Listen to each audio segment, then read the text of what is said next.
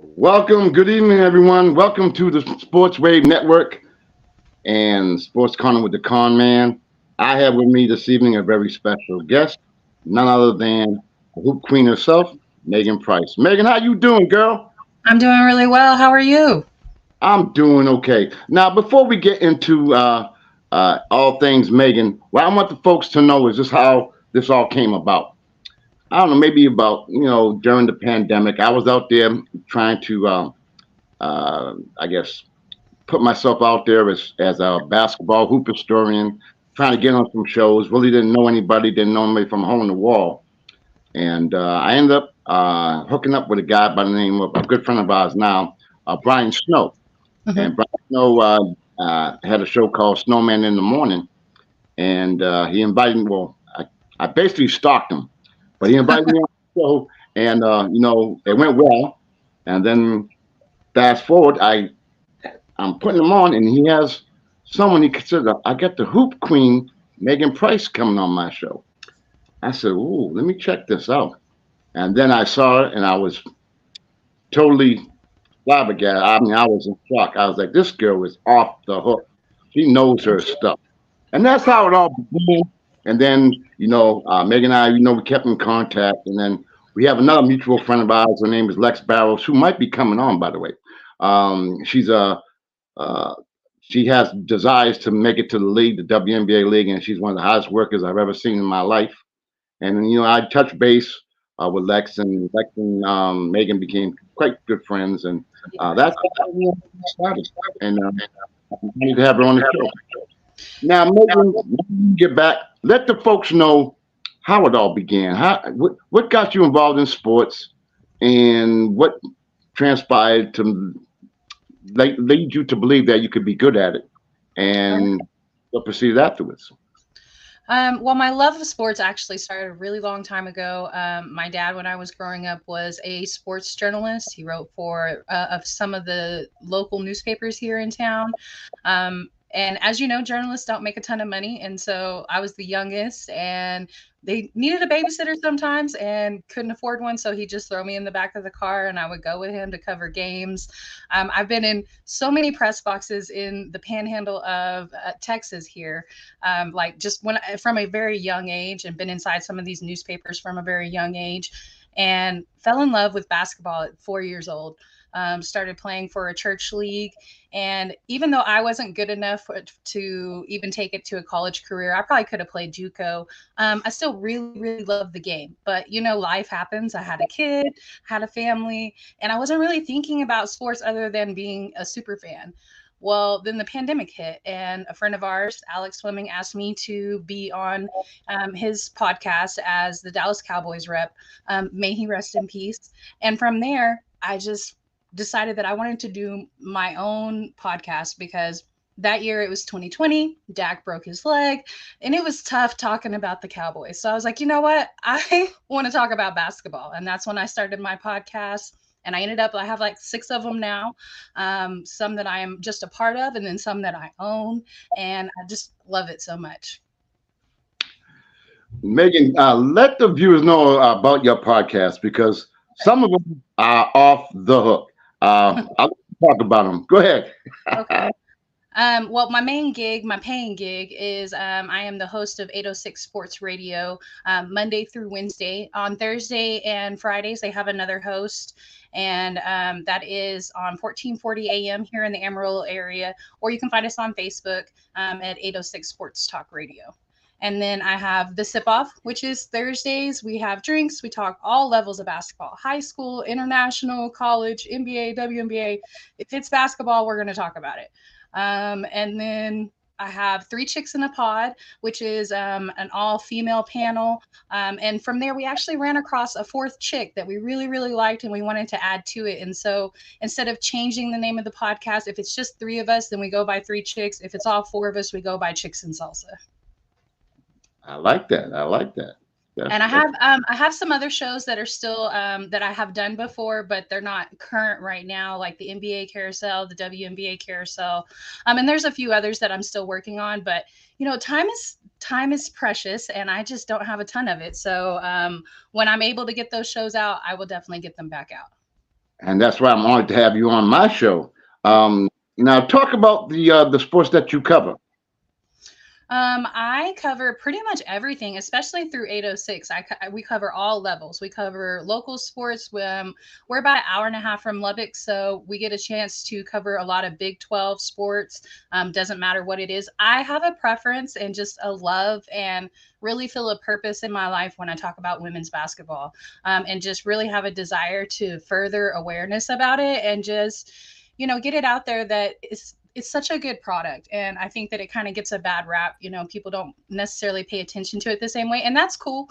But I know personally, when I watch women's basketball, I don't want to watch the same product as the guys, and so the ladies bring a different element to it. And if you love ball, like, women's ball is very exciting.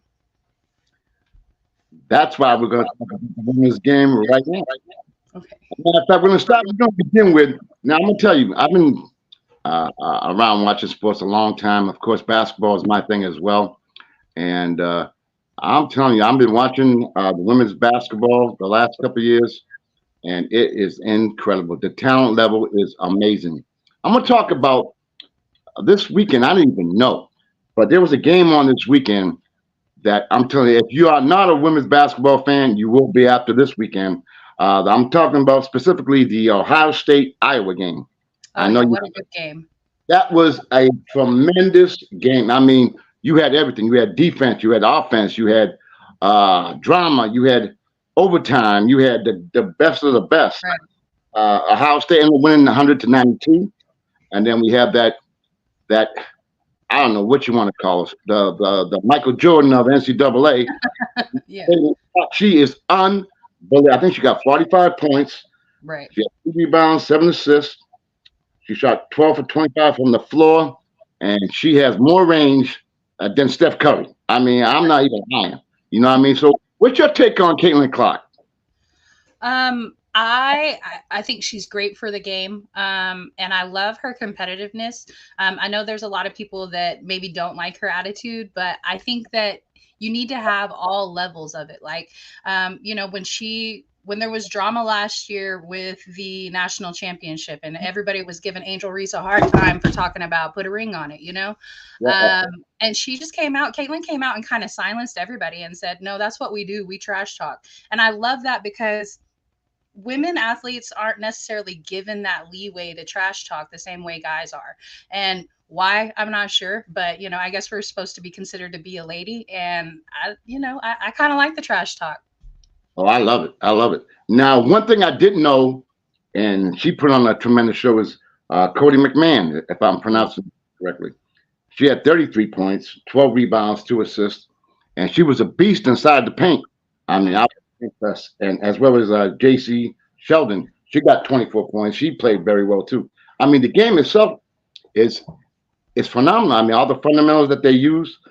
I think the coaching's even more Right. fundamentally sound. And I mean, you watch the game and they're intense. I mean they get into it. I mean, it's phenomenal. I'd rather watch them play than the men. We'll get into the men later on. But I was going to also talk about the one person who I've really seen, and I know you have, is Juju Watkins. Oh yeah. I haven't really seen for folks for those of you who don't know, she's a 6'2" freshman. She's averaging 26 points a game, 7 rebounds, and almost 3 steals a game. I've only seen highlights of her. I know you've seen her quite a bit. What's your Oh yeah. take on her? You know what? I want to say, as a whole, this freshman class in NCAA women's ball is just insane. The entire freshman class, and Juju definitely leads that. I got her probably in the top 3 or 4. She is somebody that, and I'm not sure of the exact stats, but her first 7 games, that her stat lines, the only other basketball player that had those same level of stat lines or above over any game spans of 7 games was LeBron James. And these were her first 7 games as a collegiate athlete. So I think that just, there is her potential is, there's no way to tell because she's just starting. And as you said, only a freshman, which is phenomenal. Right. Now, Caitlin also is She's coming up on maybe the all-time NCAA scoring record. Right. Yeah. She's in fourth place with 3,351 points. She's trying to catch Kelsey Plum, and I didn't even know Kelsey went to Washington. I saw a Yeah. pop, and Kelsey's playing great now for Las Vegas, as we know. Um, Yes. right now, Caitlin has a career average of 27.9. She reminds me a little bit of Pete Maverick. I don't know if you Okay. remember. Yeah. I think she reminds me of her as well. Um, you know, I'm looking at the top 10. I want to get your take on them. I'm just going to name them real quick. Number one, South Carolina. Number two, UCLA. Number three, Colorado. I hadn't really watched these teams. That's why I'm going to use y'all, learn from you. Number five, Iowa. They dropped down. Number six, Stanford, who has an outstanding player, but we'll talk about that as well. NC State. Number eight, UConn. I think they started off real rough, but they're getting back. They're getting healthy again, and of course they're well coached and they have a great history. And they're down from my way, which is New England, so I'm pretty familiar with them. And then we got number nine, LSU. I'm gonna ask you about that. I have a question about that. Then we get Texas, and then we get number 11, USC, and then number 12, Ohio State. I'm gonna ask you one question now. This besides all the stats. I want to ask you a question. I don't know if it happens so much in the women's NCAA, but I know it's quite a bit in the men's NCAA. A lot of teams players have left their university to go play somewhere else as a fifth year senior. Mm-hmm. And sometimes that doesn't pay off. I think that some do. Now, I know Lith, who played at Louisville, went to FU, and it's, of course, paid off for her. What do you think about that? Do you think, and what is your reasoning that these players will leave their university to go elsewhere? Is it the NIL? Is it something that maybe I don't know that y'all? The thing about the portal, and I'm a big fan of it. I'm gonna be honest, and I know that it's not perfect right now. It's going to take some time. As we know, college athletics is changing completely. Like it's going to be completely different than we've ever seen it before. And I think that's why we've seen a lot of these perennial coaches retire because they don't want to adjust. And it's understandable. This is completely new. We're going to have new conferences. NIL just came around 3 seasons ago. It's going to be very different. But whereas, like, let's say you start at a junior college and you want to transfer to a university and it doesn't work out at that university, but hey, you've already got 3 years of your eligibility gone, but could you transfer and go somewhere where you get actual starting minutes? You could go to a mid-major and you're starting, and then the league's looking at you. So there's positives to it. There's some negatives to it as well, because you're going to end up having some players that have been to 5 different schools.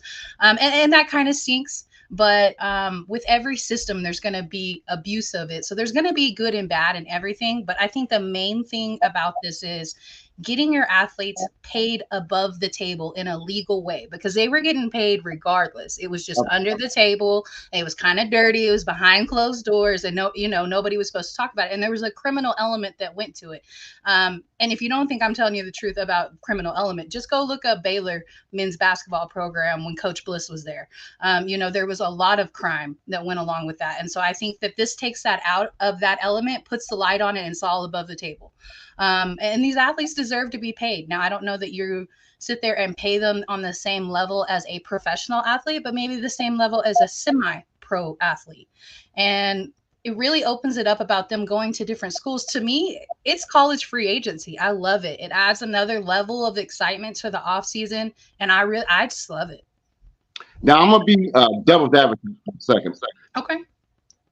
Let's say clock. Let's just say she gets $1 million out of the NIL money, and 8th or 9th on the bench, and I'm getting $30. Right. What do you think about that discrepancy? Or is that? I think you if you feel like you deserve more money than that, then you go find another university where you can get an NIL deal through. Now you have the option to go to a mid-major. It's not going to be so crazy when somebody comes out of a school like Davidson, and we were looking at Seth Curry, like, where did he come from? Nobody was paying attention to Davidson. Whereas now we're all going to be paying attention to these mid-majors because their alumni, their boosters are going to be able to pool better, and it's more athletes, and it's going to be more parity throughout each conference. I totally agree with you. Can you give me a little? Because I don't know too much about this individual, but I'm banking on your knowledge. Cameron Brink. Oh, Can you? I love me some Cameron Brink. She's your center, probably slash forward as well. There in Stanford. She's been a part of Tara Vanderveer's program for the last 4 years. She can go into the draft this year, or she can play. She has the option of one more season, one more COVID year. This class is the last class to be able to exercise their COVID year. So next year it'll go back to playing your 4 years of eligibility, because in women's basketball, you can't do the one and done. You have to either be 22 when you enter into the draft, or you had to have played all 4 years of your eligibility, unless you're an international player, and then you have to be 21 by the time you get drafted. And Megan, I think but you made a great point, because you can go to college and be one and done, and you go to the NBA and you ain't ready. You ain't physically ready, you ain't mentally ready, and then you find yourself in problems. That's why a lot of them don't develop. Whereas if you go into women's basketball, like you said, they got to play a minimum of 3 years. You learn the game more. You learn situational game ideas, and I think it's a lot better for them when they go to the WNBA. I think that And like the length of professional careers are different between men and women. The men's actually average a longer career than the women do, because in the women's league, in the WNBA, you only have 144 roster spots currently. Now they're going to add 2 more teams eventually. The one in Golden State is going to come around in 2025. We should have another team figured out by then as well. We're just not sure right now. They talked about Portland, but that idea was kind of 86. So we'll see where they go, but that'll bring it up to 166. So roster spots, that's still one of the most competitive leagues out there in the world. I mean, currently 144 roster spots. Like that's 2 football teams right there, or 2.5 football teams right there. That's it. That's all. That's the entire league. So the length of women's careers is not as long, because the competition keeps getting better every year. We see first round, number 1 picks get cut from the WNBA draft. Like Charlie Collier was drafted number 1 by the Dallas Wings, and we cut her last year. She was a number 1 pick, just because the competition is that tough. You're not only going up against these ladies in the United States, you're going up against the entire world trying to get a roster spot out of 144. Oh, I didn't even know that. Now, so with women, when they a lot of them in the NCAA, they have a higher percentage of graduation rate, right? So then they have their degrees, and they have something to do after basketball. Because let's say you have an 8-year career in the WNBA, and that's probably a pretty decent career right there, 8 years.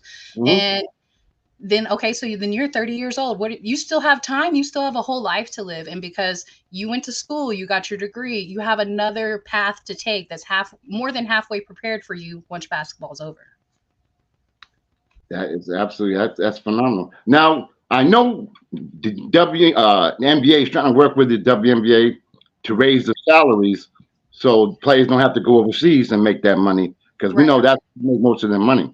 Right. I don't know how that's coming about. Maybe you have any intel on that? Well, we have seen the emergence of some other leagues that happen during off season right now. So you have Athletes Unlimited, and they have a pretty successful, I think it's 6 or 8 weeks long. It's going to be in Dallas this year. And you see a lot of pretty big names. Like, you're not going to see Breonna Stewart in Athletes Unlimited, but you are going to see, let me see who. Isabel Harrison. You're going to see some big stars, but not superstars, I would say.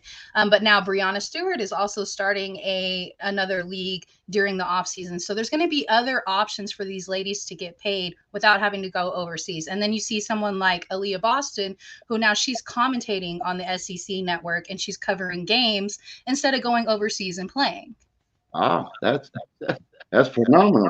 Right. Now, before we go into the WNBA, I want to get your take on 2 more players. Okay. One's local for me, and that would be Paige Beckers from UConn. What's your take? I know she had a real severe injury, but she's coming back. She's playing well this year. I think she's having about almost 18, 19 points a game. Right. Where do you see her going? And she's eligible to go into the draft as well, if I'm correct. Yes, she is. So Caitlin, Cameron, I think Rakia, Paige, and there's one more that I think are can exercise their COVID year, but they can go into the draft this year if they want to. I don't know if we see Paige go this year. I think that she would do well no matter where she goes. I think she's going to do well. Paige is somebody, we hear the comparison between Caitlin and Steph Curry all the time. And before everybody was really paying attention to Caitlin, that's what I thought about Paige. I was like, every time I watched Paige, it's one of those players like, that feeling that you got when you watched Kobe and you were like, this person's going to change the game. And that's Right. how I felt when I watched Steph Curry play for the first time. And the same thing happened when I watched Paige Beckers. I think she's incredibly smart. I think her attitude is a little more level than Caitlin's. But she made a comment about just enjoying playing and growing her game there at UConn. And it just made me feel like she may not go. Not yet. I don't know. I think it maybe depends if they win it all. It might Right. make. Yeah. If they win it all, she probably will go ahead and go. And the last one, but not the least, probably the most known collegiate player, Angel Reese. What's your take on her?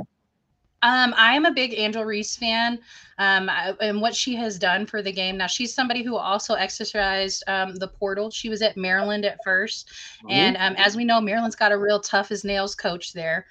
She's just that's the way she is. That's the way she's always been, and she's an awesome coach, but she's tough.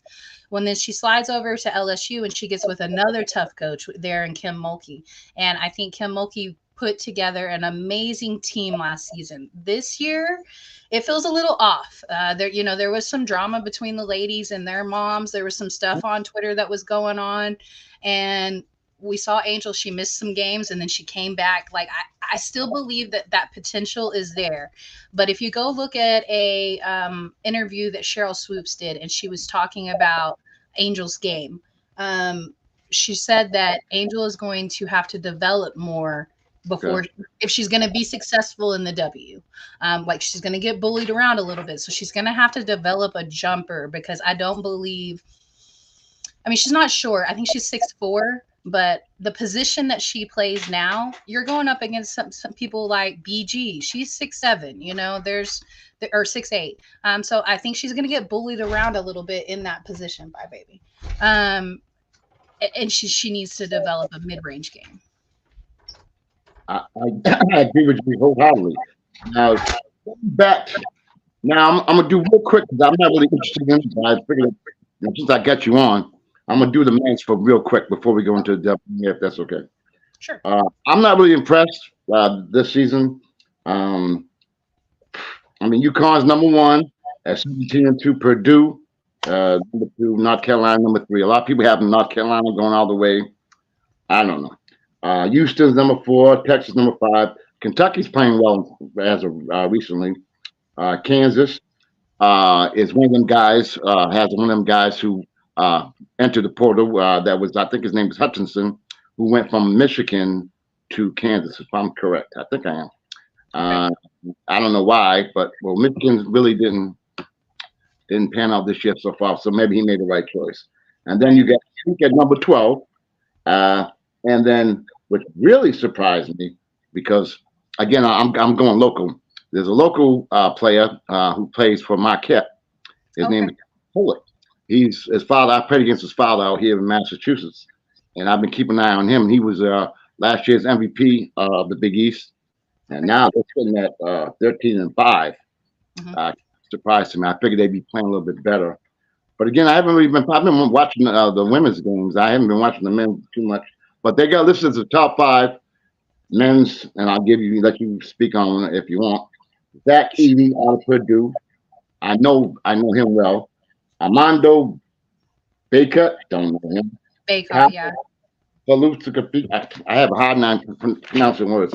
Kyle Philippa, whatever his name is. Kyle from Okay. from Duke. I got Hunter Dickinson, the one I was telling you about from Kansas. And Ryan, oh Lord have mercy.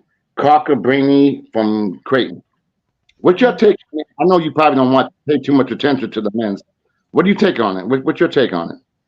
Um, I think that what I pay attention to the most in the on the men's side is actually the Big 12 teams. And so I feel like the Big 12 has emerged as the best conference in men's basketball, Yeah. whereas it was the Big East or it was the ACC. I mean, SEC had some good teams, but you know the Big East and the ACC, they really have those top notch teams right there.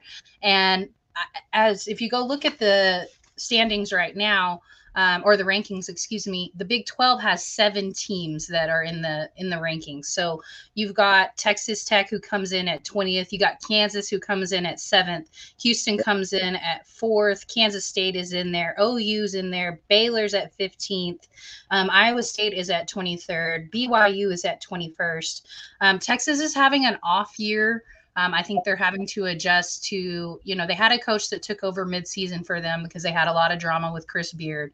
And Terry ended up taking over for him. They gave him the full-time job. And I'm somebody who is not in a rush to make coaches scapegoats. So I feel like you're just going to have to give him time to implement his recruiting and his system. And then I think we see Texas bounce back in about a season or two, probably.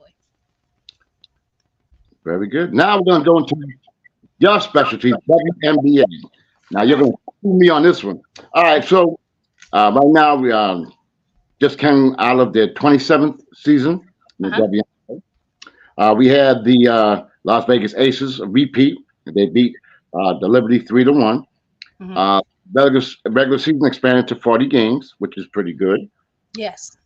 Now I'm gonna hit you on now because you're gonna have to explain this to me because I have no clue. Before we go any further, can you explain to me? Let's hope I pronounce this correctly. The prioritization clause. No. Talk to me about that. No. I got the queen. You stumped me. Yeah. Basically, it's a clause whereby if a player misses X amount of games, they don't get something along those lines. I can look for even. I figure you would know about that, but I can look into it. I probably have it somewhere. I'll say this, and it's something that we all know. The WNBA struggles with cash, and it just is what it is right now. Now, I feel like they're on the verge of making money within the next season or two. Like they're very, very close to breaking even, and then they're going to start making money. It is something that the NBA struggled with for a long time too. They didn't make money. They didn't get out of the red until they had Magic and Larry Bird. Like they literally did not start making a profit until those two came around. And so if that's the case, if that's the same model, then the WNBA is right on track to start making money very soon. And until then, because we're not going to have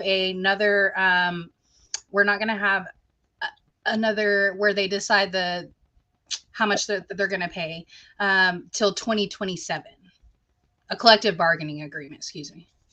Correct. Now, I did find out because while you was talking, I was trying to get some information so I don't look like a complete idiot. The prioritization clause, which will go into effect for the 2023 season, requires players to prioritize the WNBA over international leagues. Players with 4 more years of experience in the WNBA must report to their team by the start of training camp or by May 1st, whichever is later. Right. If they miss the start of training camp, they will be fined. Yeah, so this was what happens with the women. As we know, overseas is a big part of the women's game. They generally work 356 days a year. Like they work so much, and so a lot of times whenever the season starts, they're still overseas. Like if your team is doing really well in whatever league you're playing in overseas, then usually the championships and the playoffs are right as the season is starting for the WNBA. And then also there are some stipulations. We're going to see this a lot this year because the Olympics are this year. And so a lot of ladies are prioritizing their national team, and you have to choose one or the other. Ooh. Now I'm just looking a little further. In 2024, the punishment gets even hotter. If players don't join their WNBA team by the start of training camp for the 2024 season, they'll be suspended for the whole campaign. Wow. Yeah, I can see it. Because like I said, a lot of times, like if you're doing really well, we've seen this with Brianna Stewart recently, Kalia Copper. Their teams were in the championship and they missed the first 2 weeks of the regular season. They weren't even in the country. Then this past season, Gabby Williams, she was in France and ended up getting a concussion, wasn't able to travel because of the concussion, and ended up missing the first 2 weeks of the season. And they didn't let her play until like at the very end of the season. So they're pretty serious about it. They're very. And now I Yeah. know that they anticipate having 52 games on television. They ended up having 10 on ABC, Uh-huh. 10 on ESPN, and 5 on ESPN2. So I think that's also outstanding as well. Now I'm going to talk about some players in the WNBA. Then I'm going to let you have the floor. A couple of players that, obviously the superstars, but the ones that really impressed me a lot, Jewel Lloyd. To Oh me, yeah. she's of a, I don't, kind of like a Kyrie Irving. I don't know, kind of like, I don't know. Mhm. She got the handle. She got hot. She's tough. I enjoy watching her play. Unfortunately, Seattle had a very poor year this year, and Right. losing Bird obviously made a major impact. And Well, they lost Bird, they lost Brianna Stewart, Gabby Williams was actually a part of the Seattle Storm. So that those weeks that she missed, that's the team that she was missing it with. So yeah, they went through some tough times, but they also had Jordan Horston, who was a rookie last season, and I think that's a bright spot there. Now they're just gonna have to work on trying to get some free agents. now, Aaliyah Boston, is that her name? Or Brown Boston Hmm. from Indiana. She was Rookie of the Year. I Yes. watched her play last year in college, and for her to rebound and have the year that she had, and now you're saying she's doing broadcasting now as well. Yes, she is. Very impressed with her. Because I figured sometimes the transition from going to college to WNBA or NBA can be difficult, but she seems to be had no problem with it and had a great, very great rookie year. She did. Now, I'm kind of like you. I had some questions about what her game was going to look like translating to the professional league. She was the best player on a very good team there at South Carolina, Mhm. but her pieces around her were really good. So I didn't know exactly how she would translate because Charlie Collier, she was the best player on Texas and she was the number one pick, and her game didn't translate to the professional game. So you just there's always those question marks like is this person going to be, as they say, a bust? And she was not. Clearly she was not. She fits in really well. I need her coach to figure out running the offense through her, because there were plenty of times that Aaliyah was open, and she didn't get the amount of points or the boards that I feel like she probably could have, because they weren't giving her the ball. I agree. Now, my take. Again, I'm going to get my opinion on this one. You know, Angel Wilson and Deanna Stewart get all the publicity, Hmm. and well deserved. And Yeah. there was debate who should have got MVP. I don't know. We'll let you talk about that in a minute. Okay. But I want to tell you, me being a point guard, a former point guard, about 100 years ago, I kind of, resonate with point guards. And I'm Hmm. sorry, Betsy Plum to me is one of them. I've been watching it, and she's like one of them. I I don't know what else. Even though she's left-handed, but she is tough as nails. I am so impressed with the way she plays, and it was great watching the playoff and the championship round. And I want your take on it, and as well as your take on Asia Wilson and Breonna Stewart. Break it down for me, girl. Okay, so in the MVP race this past season, we had Asia Wilson, Brianna Stewart, and then Alyssa Thomas for the Connecticut Sun. Now, Alyssa was somebody that she was actually running the point, and she's not a point guard. She is a forward, and but their point guard tore her Achilles at the first part of the season, Brianna Jones, and she just slid over to the one. She ran the team. She put up the most triple doubles in a season ever. So I feel like if you look at technically who was the most important to their team, I feel like it has to be Alyssa Thomas. And so while we do like talking about Asia and we like talking about Brianna Stewart, my definition of MVP is the most valuable person to that team. Like, this team doesn't function the same way without them. And while yes, Brianna and Asia are very important to their teams, this team would have been completely lost without Alyssa Thomas. And she slid over, ran the team at a position that she doesn't even play, and she kept them in the 3rd seed and the 2 seed most of the season. So to me, it was Alyssa Thomas. But then if you go and look at the numbers between Asia and Brianna, the only difference was they had almost exactly the same stats, offensively and defensively, like almost exactly the same stats. Just Brianna had a couple of more points. That's it.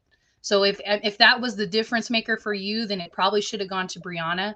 The difference maker for me, I felt like it should be Asia if we were just going to go between those two, and not include Alyssa.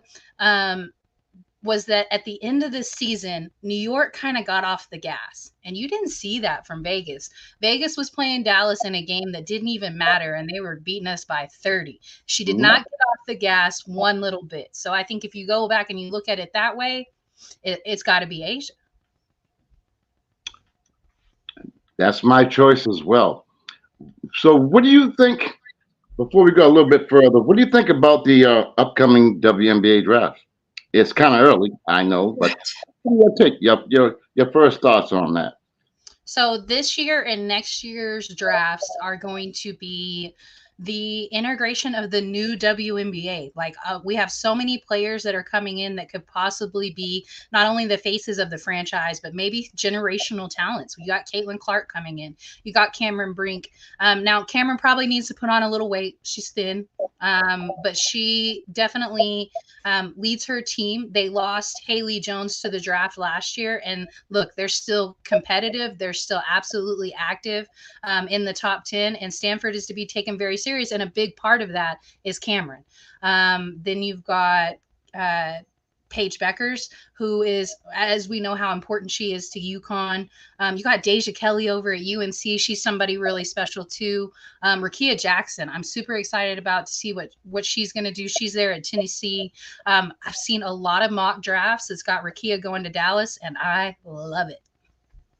As you can see, we got the boss in the building. Now y'all know I can't come up here and y'all talking WNBA. Right.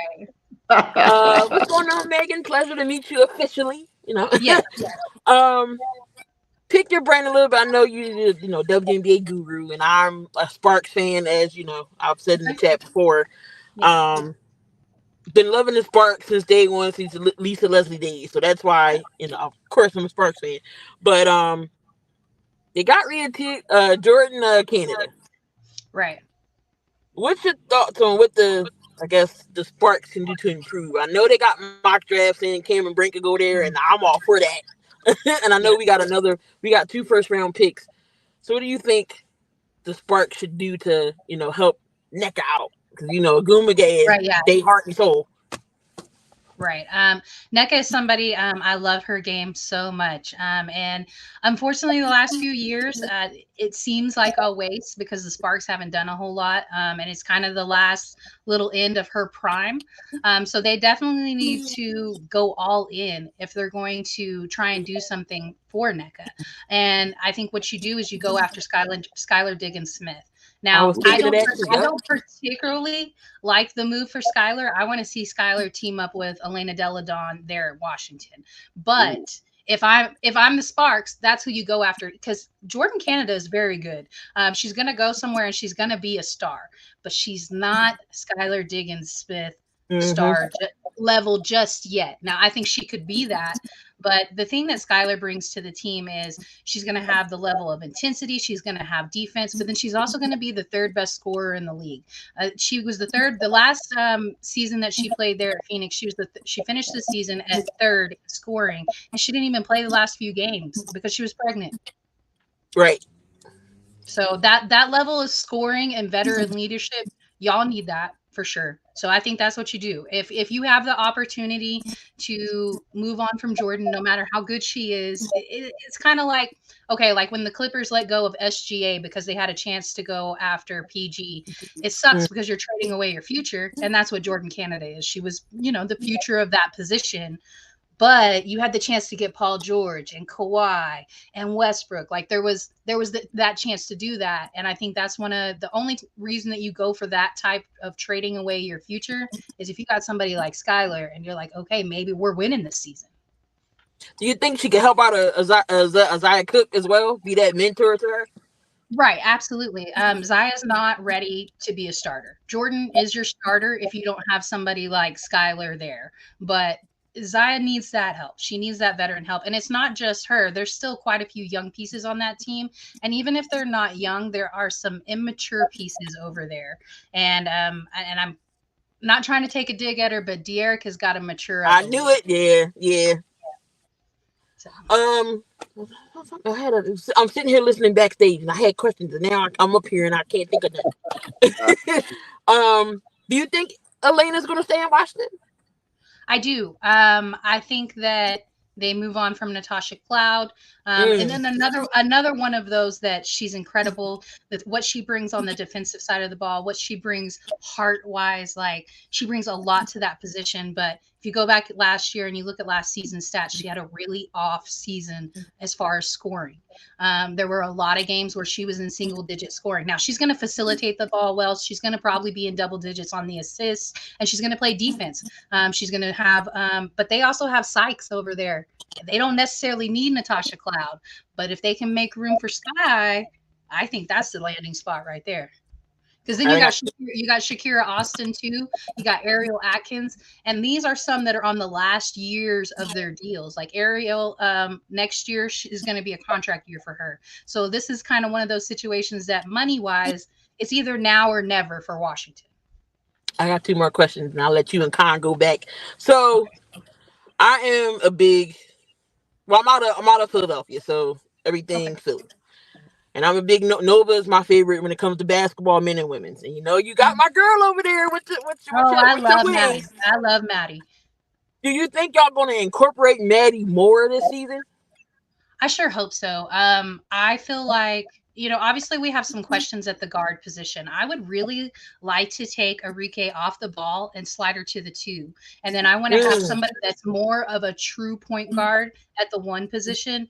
And if Veronica Burton had the scoring to go along with it, I would say Veronica Burton is our person.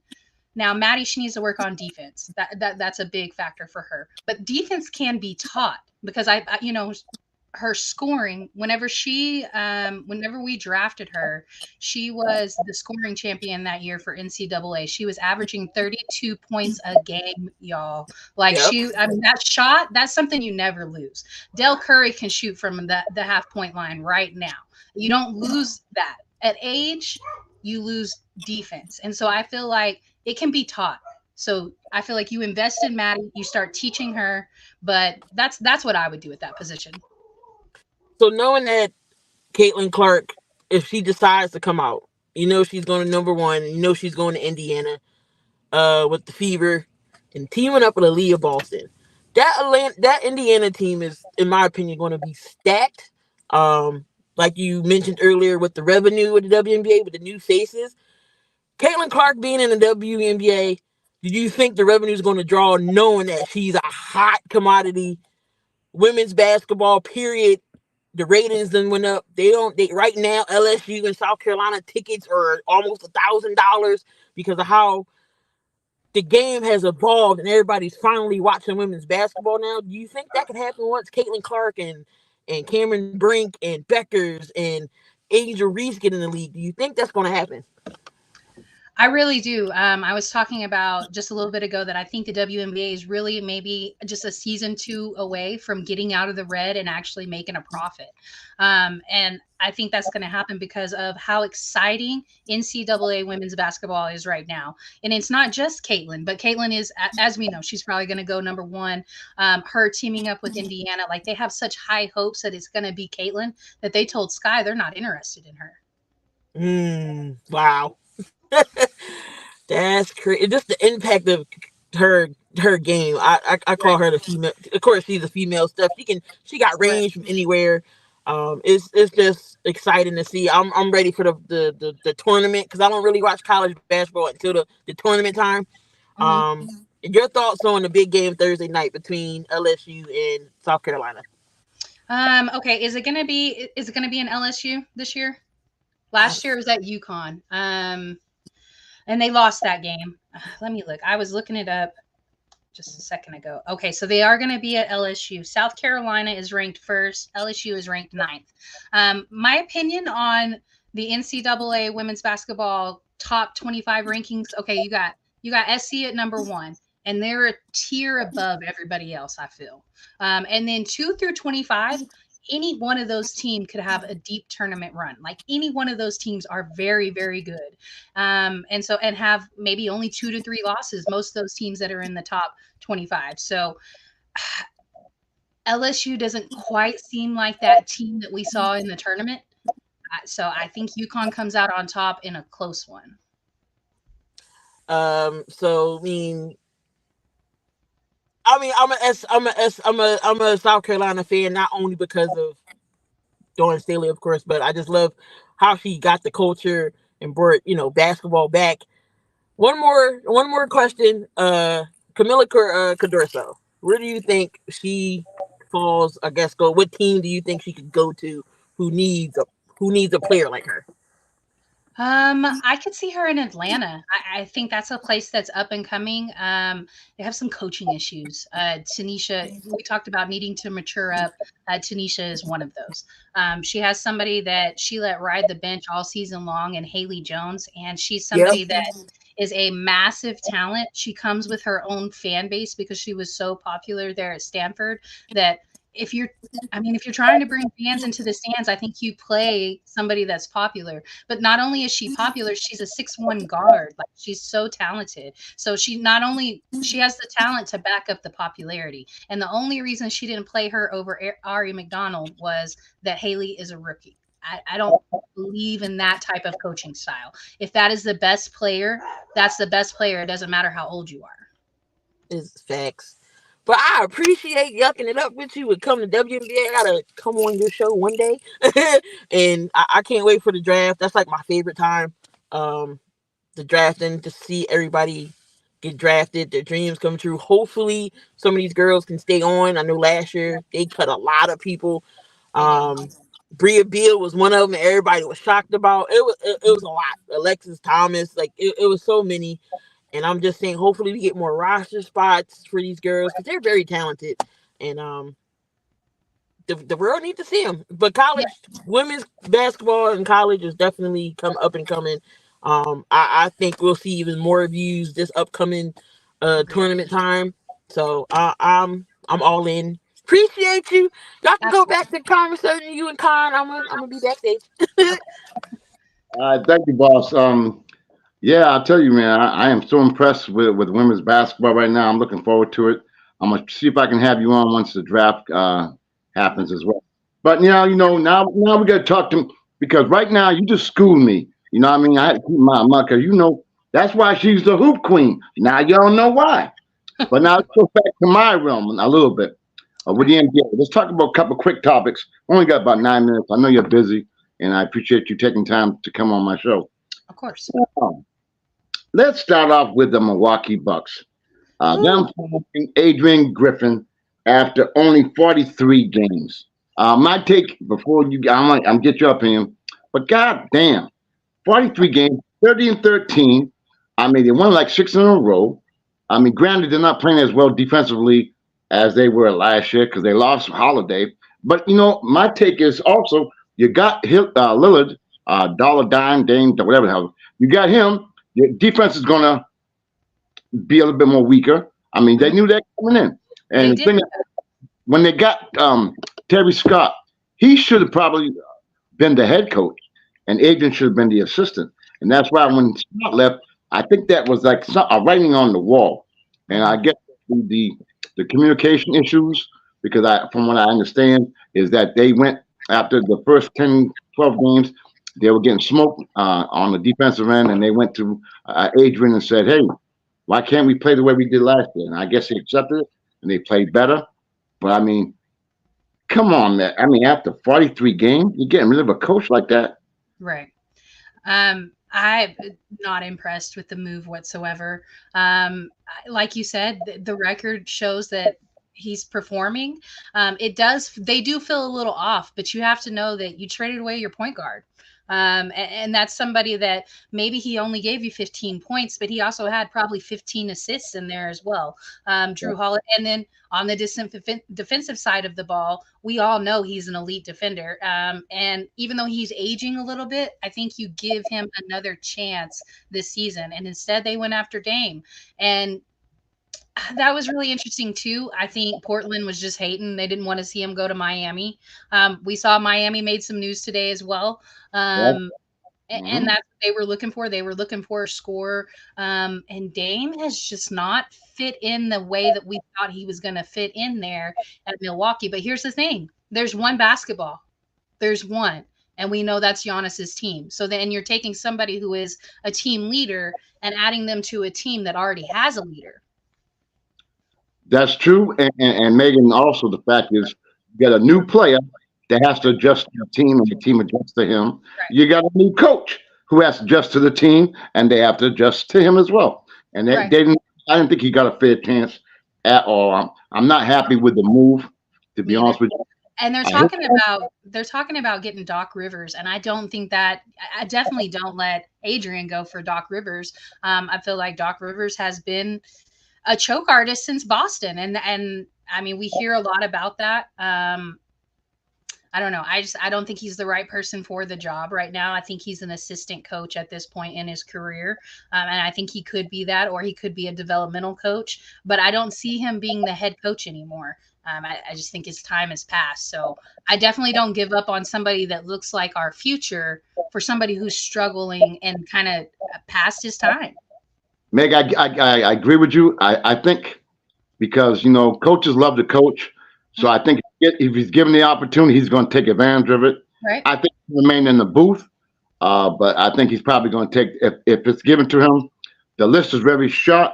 They want someone who has experience, has championship experience, and he fits that mode. But I just don't like the fact that they got rid of him after 43 games. I'm very upset with that. Now let's go to Patrick. They were going to do that. They could have kept Budenholzer. Yeah, exactly.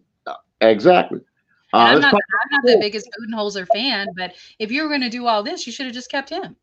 Absolutely. Now let's talk about the Miami trade. I'm going to give you on it first. Miami gave up a guy who's about 108 years old. He got his bag, and I feel kind of bad for him because now they shipped him off to Charlotte, the worst of the worst. But Miami did, and for a 2027 first round pick, not 24, not 25, not 27. So Miami, to me, they're in a win now mode. And I've been telling people all along. I know a lot of people don't like Rozier, Scary Terry, but I've been impressed with him. He's one of them guys that's a dog. And then him and Butler together defensively, I think they're gonna cause havoc. And right now, Rozier's averaging 23 points a game, 6 assists. Mm-hmm. I think he's gonna fit real well. And Lowry's gonna be with the dumps now. They're gonna be terrible. I don't see how they're gonna improve. Not right now. So to me, that trade is now and future. Now it's for Miami Heat, and future is gonna be for Charlotte eventually. That's my take on it. What's your take on that? So Terry takes up a chunk of their cap. He has, I think it's 3 years, $100 million was his contract that he had, or it was either 4 years, but it was $100 million that they gave him. A lot of people said they overpaid him. I think he's incredibly talented. I've been a huge Scary Terry fan since he was at Boston. He is exciting and electric to watch on the offensive side of the ball. Now, you're not going to get a ton of defense out of him, but you weren't getting any defense out of Kyle Lowry either. So now you're going to make up with it with somebody who consistently scores over 20 points a game. And who's younger. Yeah, exactly. No, I love this move for Miami. Now they're already sitting at the 6th seed right now. And as we know, they've gone into the playoffs in the lower seeds like that the last few years, 7, 8 seed, and they still find a way to make it to the Eastern Conference Finals. And a couple of times they made it to the championship series. So it seemed like they were always just one piece away from being able to get Jimmy a ring. And I think that's kind of the mind frame right now is get Jimmy a ring, because we're not talking about a franchise that doesn't have any rings. They have rings.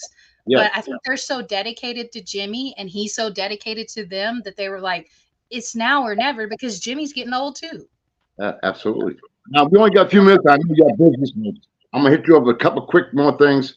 Um, this one here, I have a problem with. Tristan Thompson. I'm sure you're familiar with him. Yes. Suspended for 25 games, Mhm. uh, being involved in the anti-drug program. Right. Now, this is a veteran. I don't understand. Maybe he felt he had to go into that stuff to stay viable. I don't know. I just think that's a real bad move. It's a bad move for him. It's a bad move for the NBA as well. What's your take on that? So I'm glad that they stepped up and gave him a serious amount of games as far as their suspension.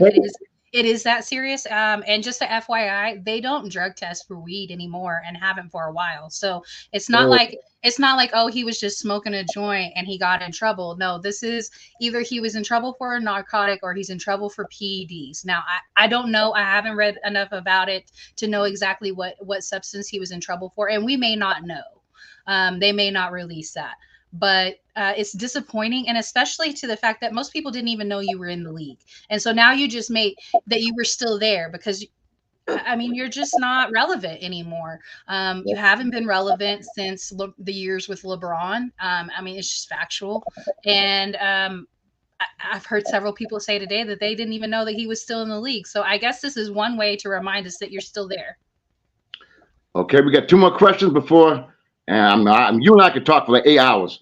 I'm gonna give you the NBA power rankings, and just give me what your feelings on it.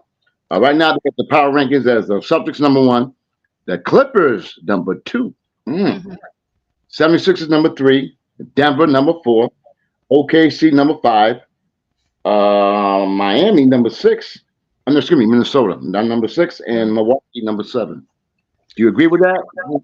Um, yeah, I think that's pretty close to accurate. I do feel like the Celtics are not only a step ahead on the Eastern Conference, but as well as the Western Conference too. They look like they're just gelling together the right way.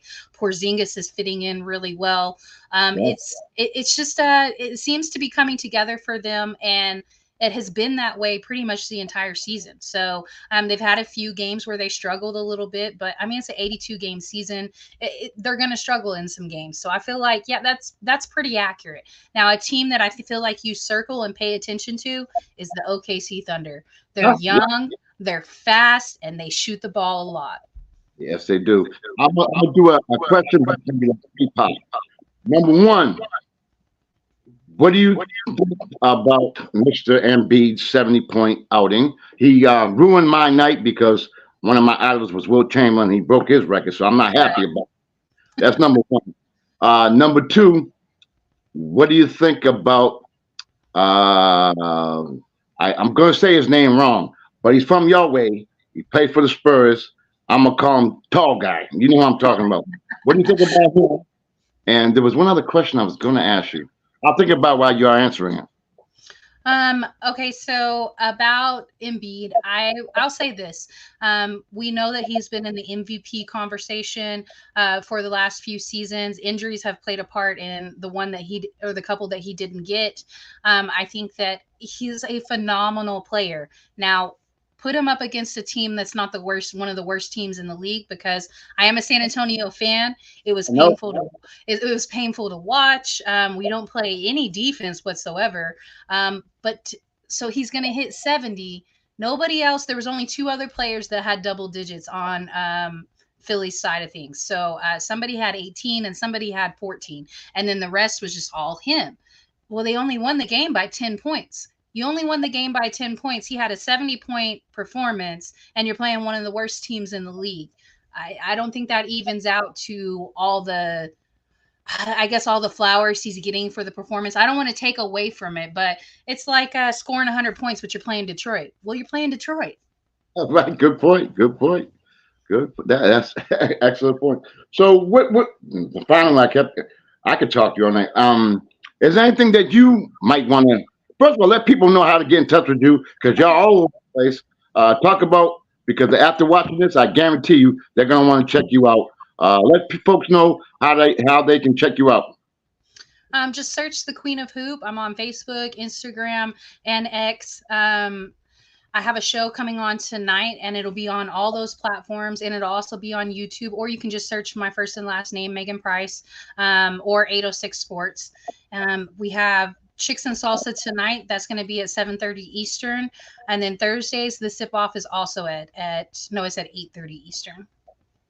Well, let me tell you, folks, I recommend you tune in and watch these shows because they are phenomenal. I mean, they know their stuff, very informational. They have a good time, and they know this stuff. So please do me a favor, check it out, share it, spread the word because it's worth it. Again, Megan, Queen of Hoop, I want to thank you for coming on my show. Hit you up whenever you get free time, maybe after the draft, whatever. I want to thank you so much because you are all that and then some. So thank you for coming on my show. Take care. God bless. Good night, y'all.